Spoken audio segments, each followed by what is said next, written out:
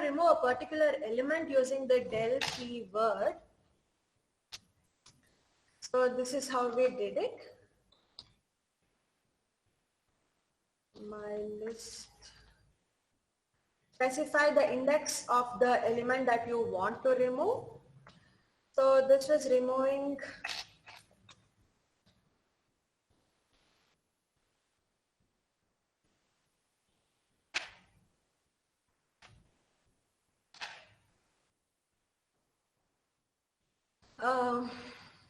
index of football has the index 1, so it removed football from the particular list. If I don't specify the argument here, it's going to delete my entire list. So print my list is going to give me an error because there is no list for it to print. Okay. So there's another function called clear. Okay, so clear basically removes the elements from the list, but it won't delete the entire list as such. Here when you use delete, the entire my list is deleted. So there is nothing for print my list to be printed, which is why it is giving you an error. So how do I remove clear a list of all the elements that are there but still have the list in place is basically using the clear function. So how do I use clear is basically specify the list that you want to clear, which is my list here. My list dot clear. This is the function that is used to remove the elements that are there in the particular list, but the list is still in place. So here it is showing me an empty list because the clear function is basically removing the data entries that are put into that particular list. So that is the difference between the del function and the clear function. Del function, when you don't specify any arguments, is going to remove the entire list that is present. So print the same list is not going to give you an output because the list doesn't exist when you use a del function. It is going to remove it. Clear function on the other hand is only going to remove the elements that are present in a particular list. The list still remains, but the list is empty. It is void of any entries into that list.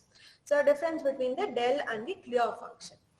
The next functionality of list that we'll learn is basically copying a list. Let's say I'm trying to copy the elements of list 1 to list 2. How do I do that?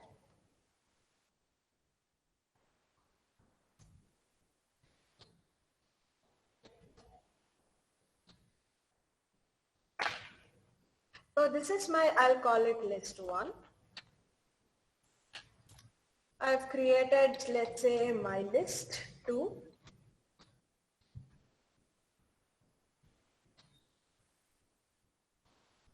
It's just a list, and I want my list 2 to have all the elements. I want my list 2 to have all the elements that are present in my list 1. So I'm basically copying the elements from list 1 to list 2. List 2. Then I'm going to be printing list 2. You think this is going to copy all the elements from list 1 to list 2?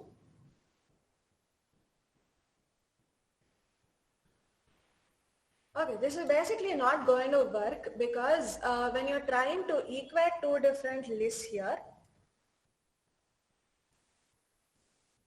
yeah, so it is only printing what is already given, what is already assigned for list 2, but the copy function has not worked. You're not able to copy the elements in list 1 to list 2. So this is not the right way of copying elements, because when you try to do something like this, all you're doing is trying to reference list 2 to all the elements that are there in list 1. So any change in list 1 is going to be automatically shown in list 2 because they're just references. They're not an actual copy or where there is data and things like that. So they are just references. So this way of copying is not going to work. So now if I have to copy the elements from one list to another list, there is two ways of doing it. So one, using a copy function. So how does copy function work? So I'll say my list 2 is basically the copy of my list 1. So my list 1 dot copy.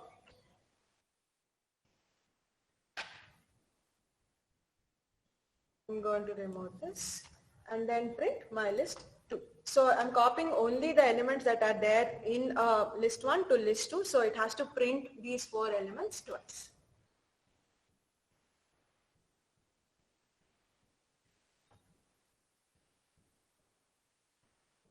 Yeah, okay, so it's printing my list 2, right? Okay, so copy, my list 2 has copied all the elements from list 1. List 1 had cricket, football, tennis, basketball. List 2 also is showing cricket, football, tennis and basketball. This is one way of copying elements from a list. The second way of doing it is using a list method. How does list method work is, this is my list 2. List is the keyword here, then you use my list. Now if I print my list 2 also, okay, so my list 2 should be printing the same things that are there in list 1.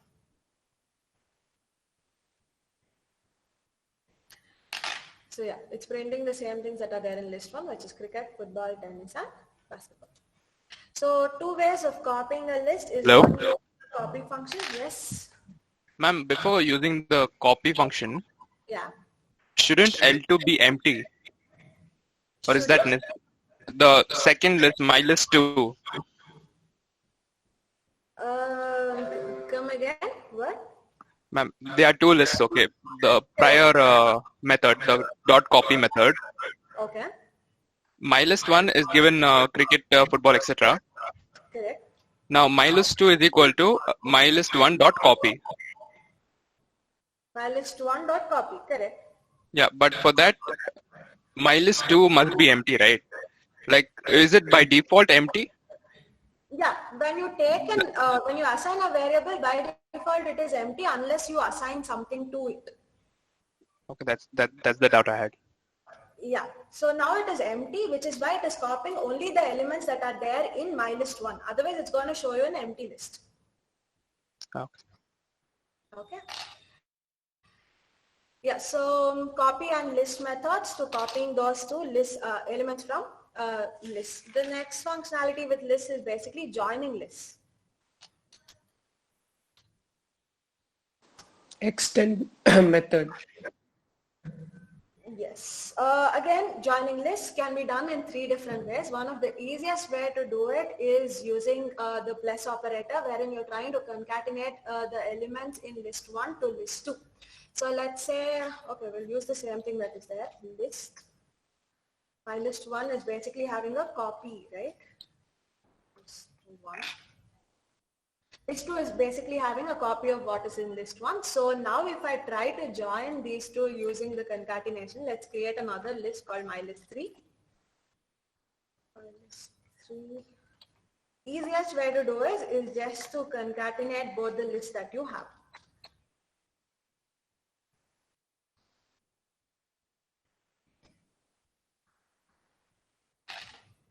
Then print the third list.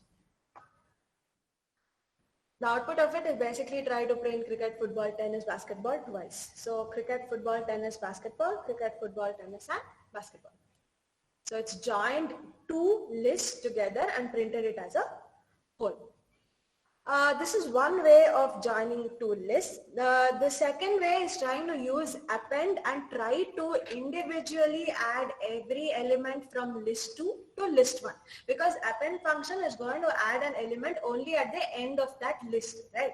So now to list 1, I can sequentially add every element in list 2 to list 1 using that append function. So now if I have to add every element, I mean we are doing it one element at a time, so obviously it will require a for function. So second way of joining 2 lists is basically using an append function and a for loop.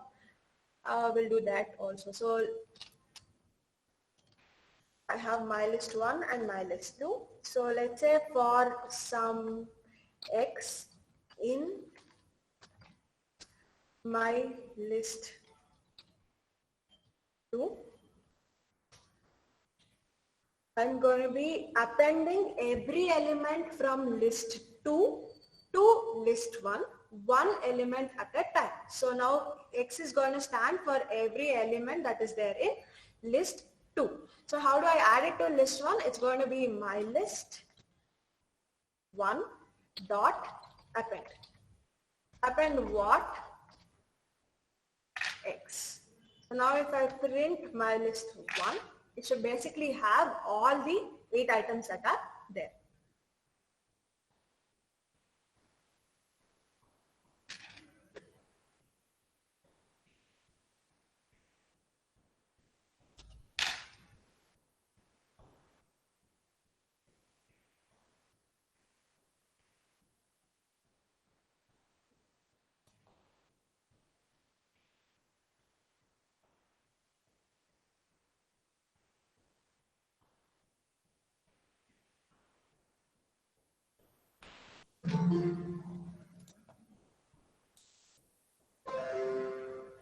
For X in my list 2, okay, there's a syntax here.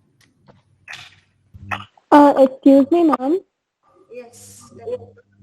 Ma'am, if you don't mind, can you explain it again? I don't understand. Yeah, sure. So we're trying to basically join two lists using the append function. Append is used to add items, right? But what we have learned yesterday is append is going to add an element to the end of that list. Here I have, okay, for our understanding, I'll not copy this, but make a list with new variables, okay? So let's say 1, 2, 3, and 4. I have two lists. List 1 has strings and list 2 has numbers here. So one way of doing it was just concatenating those two lists. The second way is using the append function. Append is going to add elements to the end of that list. But here in list 2, I don't have just one element to add. I have 4 different elements to add. So one by one, I start adding each of these elements to the end of list 1. That is using an append function. Because I have to add it one by one, I need to loop across the list. So how do I loop through a list? I need a for loop for it. So every time I run across one element in a particular list, I am going to add that list, that element in list 2. So I'm running the for loop for list 2 because these are the elements that I'm adding one by one. The other way, if you want to add cricket football to this, then I'll have to loop through list 1 and add each element of list 1 to list 2.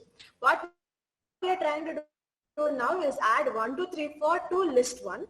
So I will, how do I loop across list 2 is basically use a for loop for it. So I will run a for loop on list 2 for identifying every element that is there in that particular list 2. And every time I encounter that word, I'm going to use an append function to it. So when I append that element, it is going to stand at the end of this list 1. That is basically what is happening. Do you get it? Yes, ma'am, understood. Thank you so much.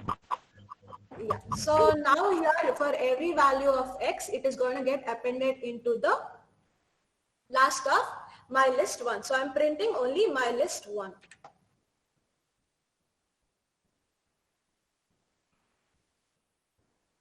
So yeah, cricket, football, tennis, basketball, and then I have 1, 2, 3, 4. So for loop runs 4 times. Every time it adds a new element to the end of that list. Yes, somebody else is talking.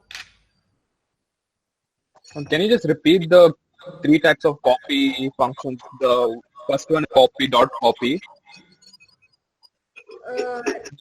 To our 2 types of copy function. no, there were 3 types of copy functions, right? Copying lists. Copying what?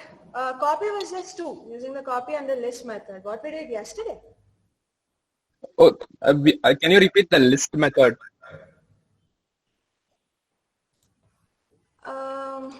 Sorry, I really didn't get that. Can you tell me again? Ma'am, what I meant to ask is that can you just repeat the list method of copying two lists. You taught us one copy method, Correct. and then mylist2 is equal to list, then mylist1 brackets off. Correct. So Yeah, I want to know the syntax for the list method. no, yeah, it's just list is the keyword here. And you have to specify which is the list you are adding to list one. Which is the elements that you're copying from. Because I'm copying from my list one, I'll be specifying the list that I'm copying from. And the my list two is going to specify the new list. So the syntax is basically just list and the list from which you are copying. So this will And be we my can't list. use, okay. And we can't use mylist2 is equal to mylist1. No, -2 equals to -1 is basically trying to reference each other's position. So they will show you only, it is only going to be showing, understanding the position of that element, but not necessarily the elements that are present in that list. Okay. Which is why simple equating is not going to work. They're just going to be references of each other. Okay, only references. Now, okay, suppose in a loop further on in programming, if we refer L1 to L2, Correct. and we keep L2 as the predominant. Okay. And suppose we change any value in L1. Come again? Suppose we change any value in the predominant list. Shoaib, is this you? But your voice is breaking. Shoaib, speak near the mic. Your voice is muffled.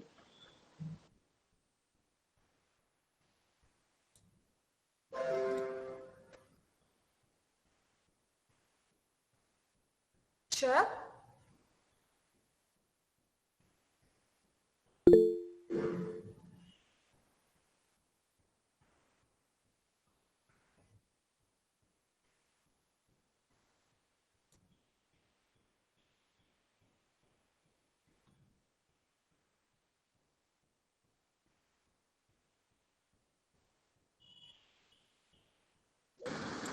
Ma'am, Shoaib is having connectivity issue.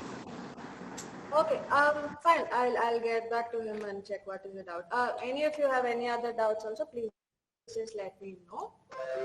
If you're not able to talk here, you can text me on WhatsApp or anything. That's fine. I'll talk to Shoaib again. So we'll continue with where I stopped. Joining to list, one was using the concatenation, the second using append, the third one, like you guys told, is using the extend function.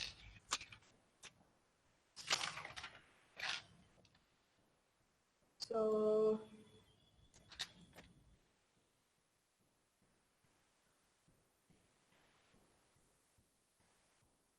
I'm just going to be using my list. I'm extending to the list one. So my list one equals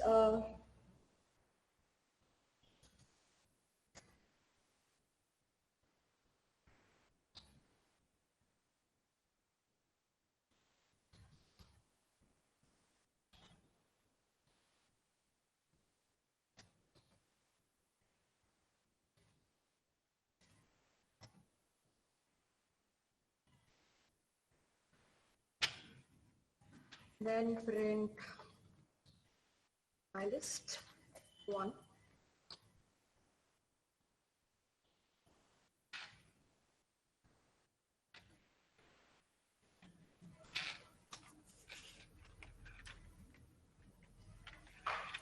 So 4 different elements in list one.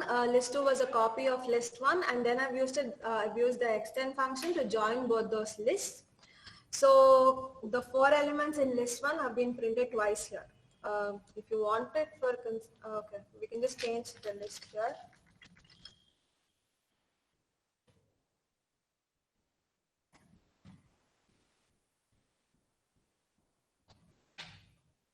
This is just for your understanding. Okay. These are basically the 3 ways of joining a list. One was using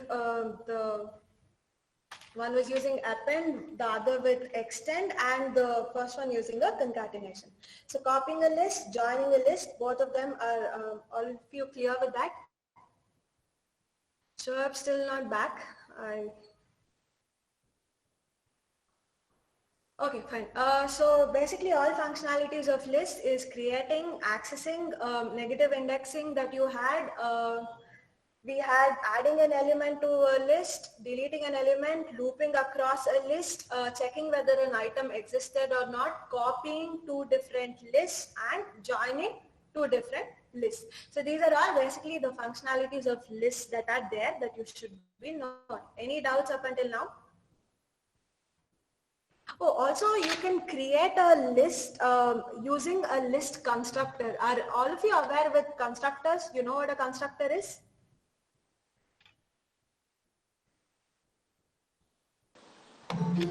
Yes, ma'am. I vaguely remember.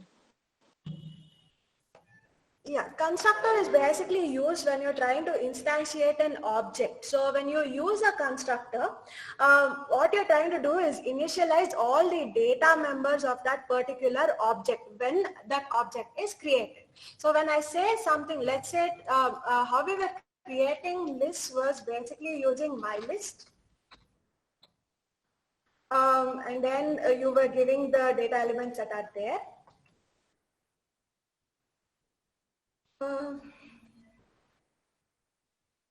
Let's say cricket.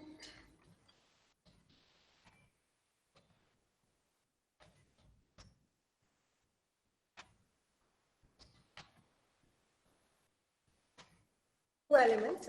This is how we are creating my list. You can also do this using a list constructor is what I'm trying to tell. So list constructor is, the syntax for the list constructor is basically this. And how do I create the elements that are there is it is going to be having two different rounded brackets. Here it's going to be used, okay, inside that you can add elements that are there.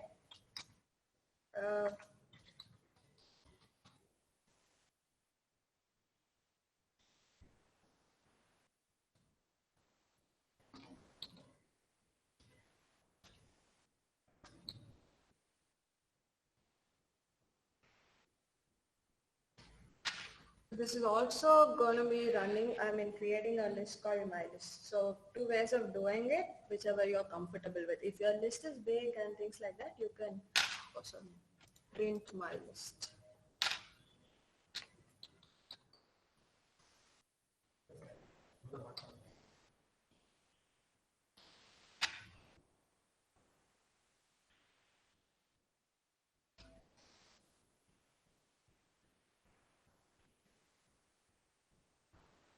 Okay, any doubts up until now on this?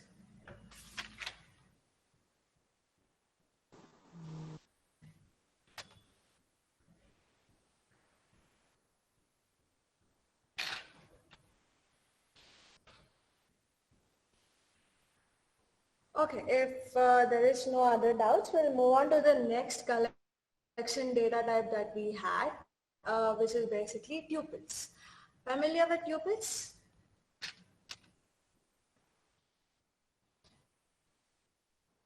Okay, so both lists and tuples are collection data types which are ordered.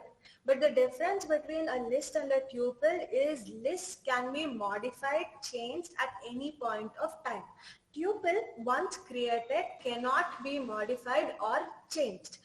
So in Python terms, a list is mutable, but a tuple is immutable. So immutable basically tells you that you can't modify or change the entries into a tuple at any point of time. So you can't change, they are unchangeable. Tuples are unchangeable, lists are changeable, modifiable, anything. So Excuse me, ma'am.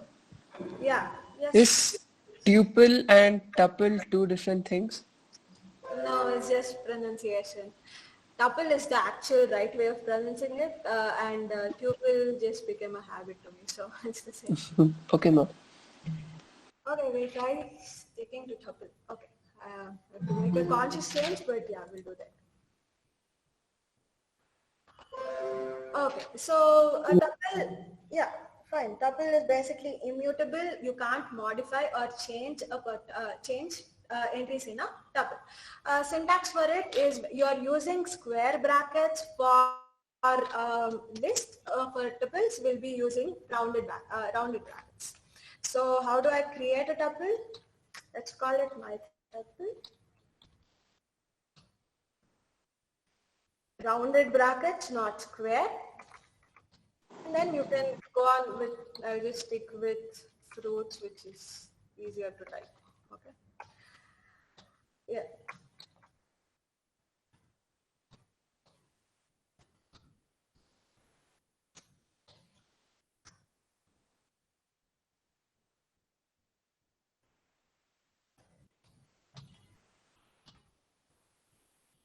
Okay.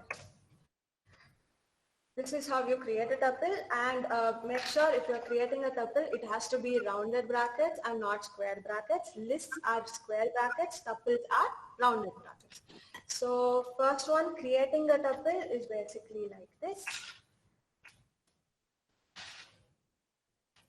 So print my tuple.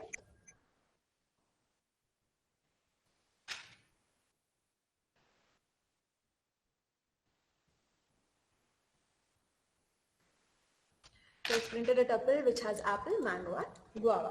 Second pattern, accessing, how do I access elements of a tuple?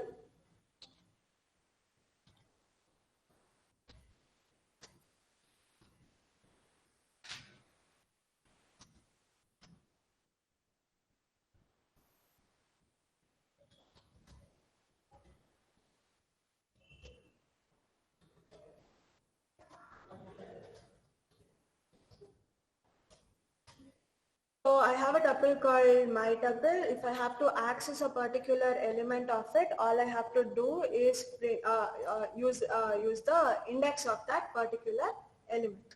So I can do this.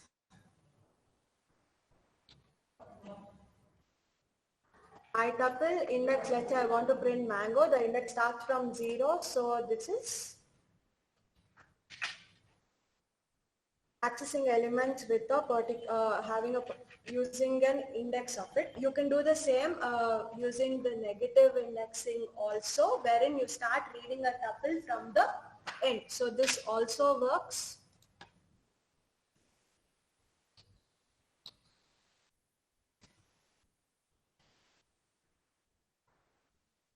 Minus 1 is basically going to be the last element in that tuple. So it should be printing guava.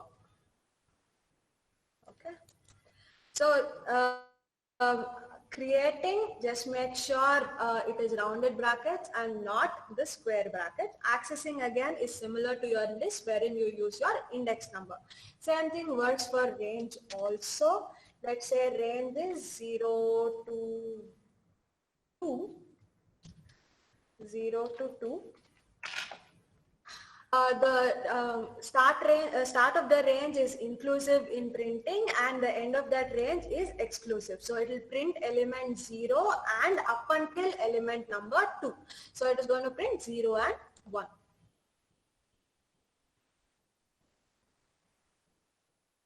So it's printing apple and mango. Same thing works for negative indexes also. So let's say minus 3, 2, minus 1.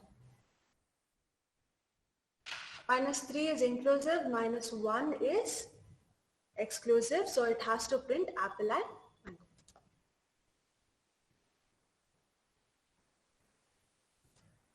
mango. When you're using negative indexing, the last element is minus 1.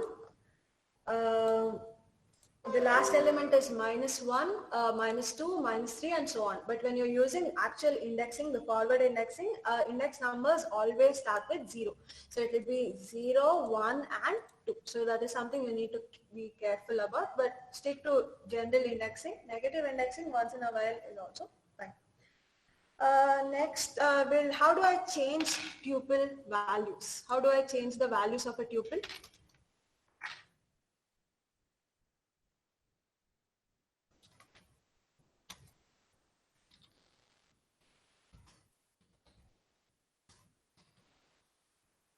Sorry, tuple. Okay, how do I change the values of a particular tuple? Is that a trick question? Has to be actually. Yeah, so the whole property of a tuple is it is unchangeable, right? So you can't, once created, a tuple can't be changed or modified. So there is, that is why it's called immutable, right? So that you can't change values of a tuple, but there is actually a workaround. Like if you still want to do it, one way of working around it is basically try to convert your tuple into a list, modify the list, and then convert the list back to a tuple. So that is one way of changing the elements, but necessarily you can't change any element in a particular tuple. So changing values, it can't be done. Workarounds are there, but it will require you to convert tuple into another format and then try to modify it. Tuple as such, you can't modify or change values into that tuple. Okay.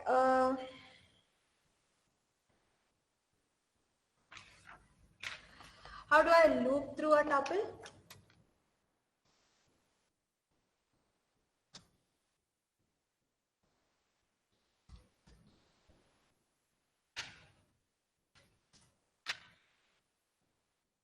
Again, you use a for loop for it. So I have my tuple. I will use a for loop, let's say for x in my tuple.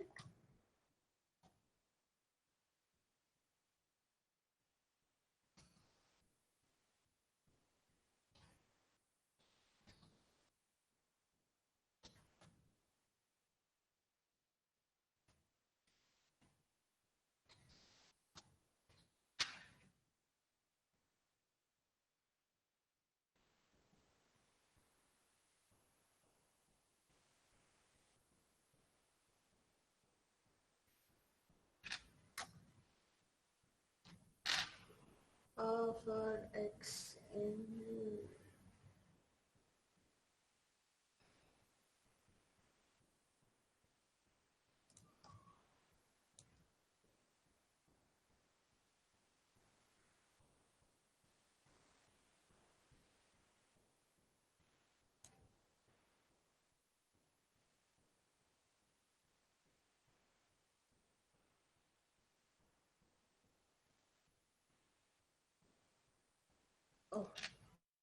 syntax.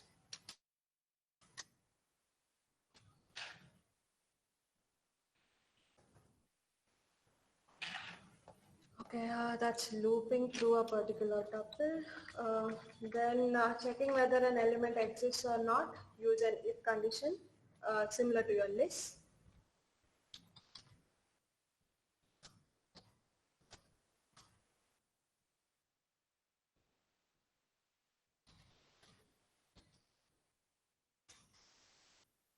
So if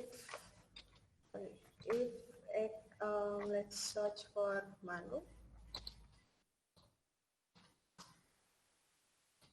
in my tuple.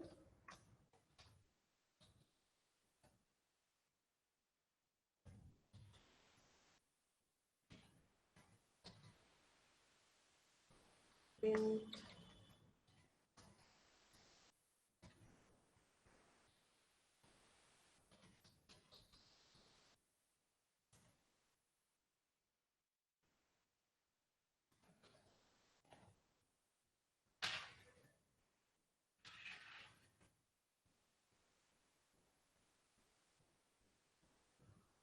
yeah, so mango exists. So whether for checking whether an element exists or not, you can use an if condition. Next is identifying the length of a tuple. You can use the length function again, very similar to your list.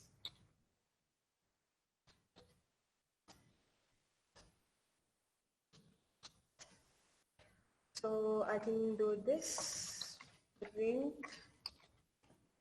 len of my tuple.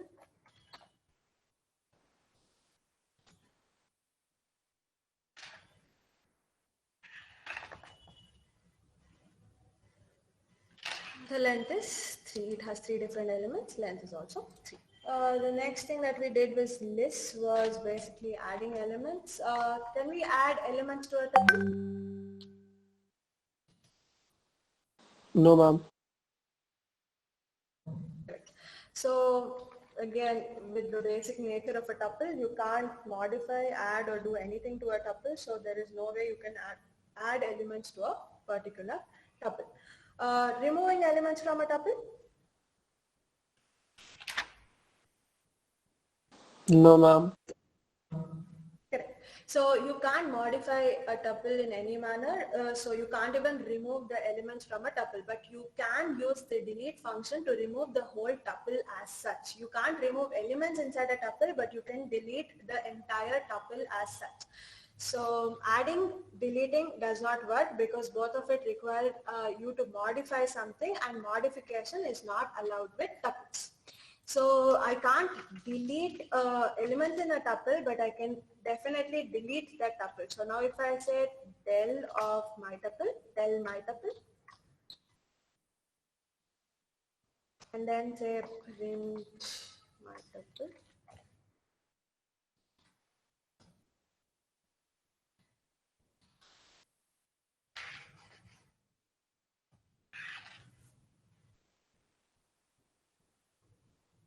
It's giving me an error here because there is no tuple for me to print. Three things you can't do with a tuple: you can't add, you can't remove, you can't modify, or and you can't change the values that are there in the tuples. With tuples, you can next other thing that we can do with tuple is basically joining two tuples. How do I join them? Zip.